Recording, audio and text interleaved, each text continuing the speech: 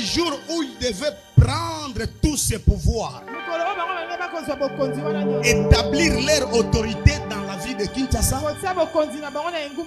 prendre possession du Congo et partir chez eux. Il y avait un homme de Dieu qui était dans la présence de Dieu. Il était dans une retraite à Kinshasa. Et Dieu m'a dit clairement, ces gens-là ont rencontré un obstacle. Tout ce qu'ils ont eu à faire était détruit. Tout ce qu'ils ont fait ont été renversés par un homme de Dieu. Un homme de Dieu du Congo qui était dans une retraite de prière. Alléluia. J'aimerais dire au monde, au Congo il y a des hommes de Dieu.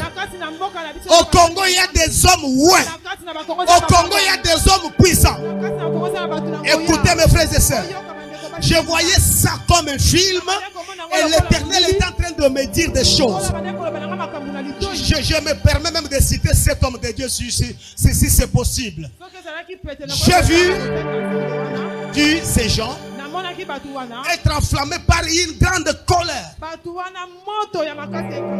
Parce que leur mission était anéantie par la puissance de Dieu d'un seul homme.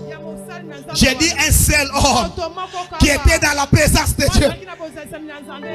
Et cet homme n'est pas un prophète. Il ne savait pas que dans ce pays, il y avait une délégation qui était venue pour faire des choses. C'est pourquoi quand on a Dieu, même si tu n'as pas toutes les informations de ce qu'il prépare, mais l'aboutissement, la fin là, c'est ce qui est important.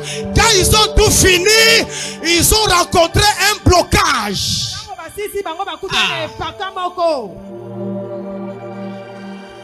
Ils ont décidé de lui faire du mal. Ils ont rassemblé leurs forces.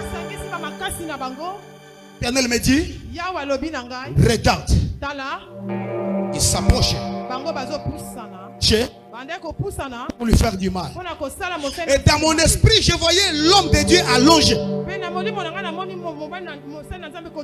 Il ne priait même pas.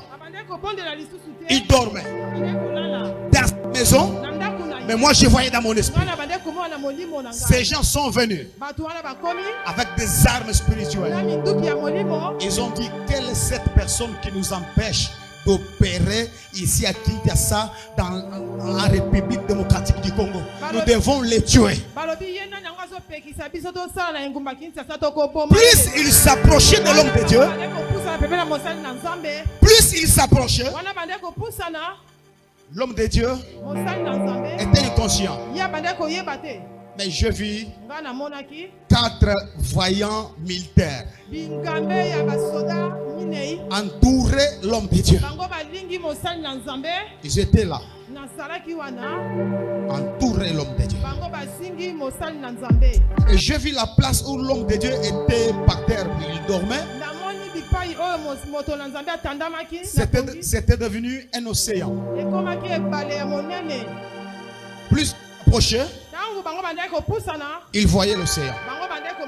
Il voyait l'océan. Jusqu'à ce qu'ils ont échoué encore leur nouvelle mission. J'ai prié pour cet homme de Dieu depuis beaucoup de temps.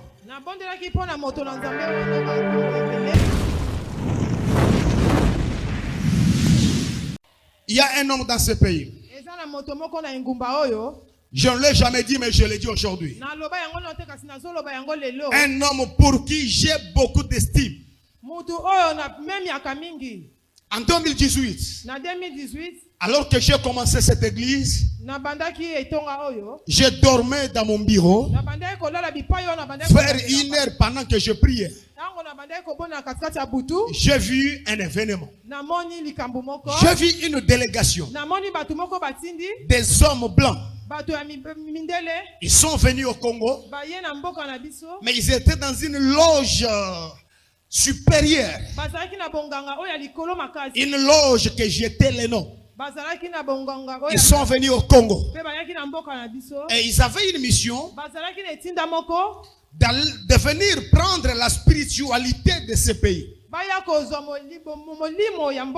Établir leurs représentants. Et cette délégation était composée de 14 personnes qui représentaient à peu près 14 pays du monde. Ils sont venus au Congo. Ces gens avaient la mission de travailler, particulièrement à l'UPEN, à l'Umete. Et j'ouvre une parenthèse. Spirituellement, la ville de Kinshasa que vous voyez, il y a des communes ou des endroits le plus spirituels où il y a des antennes spirituelles que vous ne pouvez pas voir. C'est la commune de Lumete et la commune de Ngaliema. J'ai vu ces gens venir, aller prendre l'autorité dans ces deux communes. Et pour finir, ils avaient mission d'aller jusqu'à Mangengenge. J'ouvre une parenthèse. Toutes les grandes montagnes, les hautes montagnes que vous connaissez, ne sont pas réservées uniquement à la prière. Même les francs-maçons montent là-bas. Ah oui, même les équistes, les gens de l'Ekankar vont aussi à la montagne. Parce qu'à la montagne, il y a des esprits. Et ils devaient aller là-bas. Et Dieu m'a dit, ils étaient allés même à Mangenge. Ils ont bien travaillé. Ils sont revenus. Ils ont bien travaillé à Limete.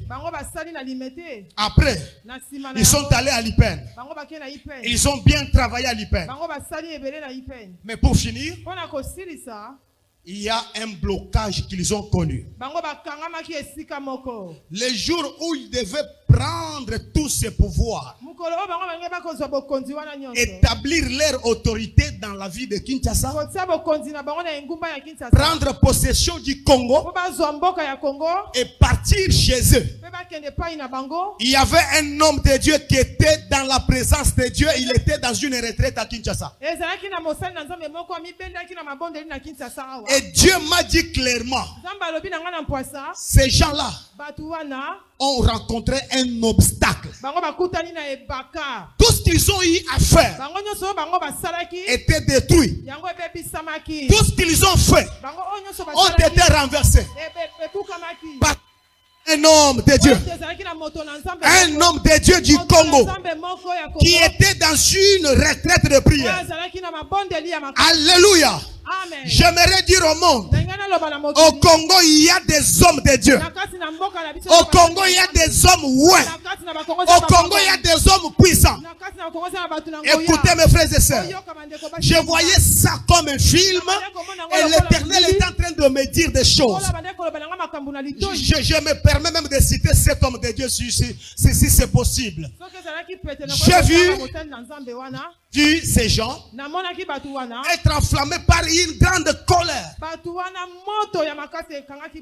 que leur mission était anéantie par la puissance de Dieu d'un seul homme. J'ai dit un seul homme qui était dans la présence de Dieu. Et cet homme n'est pas un prophète. Il ne savait pas que dans ce pays, il y avait une délégation qui était venue pour faire des choses. C'est pourquoi quand on a Dieu, même si tu n'as pas toutes les informations de ce qu'il prépare, mais l'aboutissement, la fin là, c'est ce qui est important. Quand ils ont tout fini, ils ont rencontré un blocage.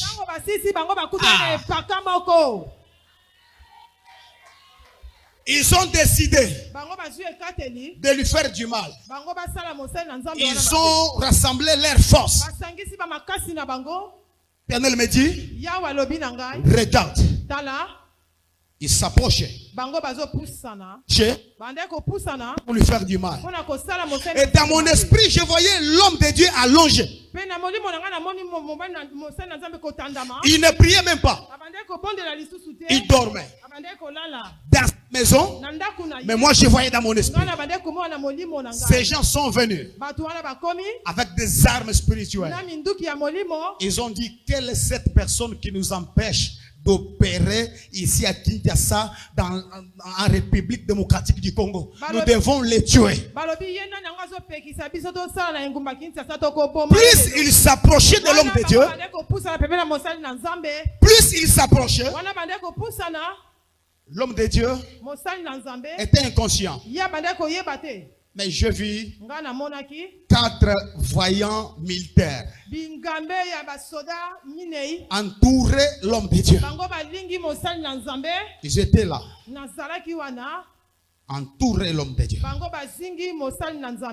Et je vis la place où l'homme de Dieu était par terre, où il dormait. C'était devenu un océan. Plus approché, il voyait l'océan. Il voyait l'océan. Jusqu'à ce qu'ils ont échoué encore leur nouvelle mission. J'ai prié pour cet homme de Dieu depuis beaucoup de temps. Que Dieu le maintienne dans sa présence. Jusqu'au retour de Jésus-Christ, qu'il reste dans la présence de Dieu.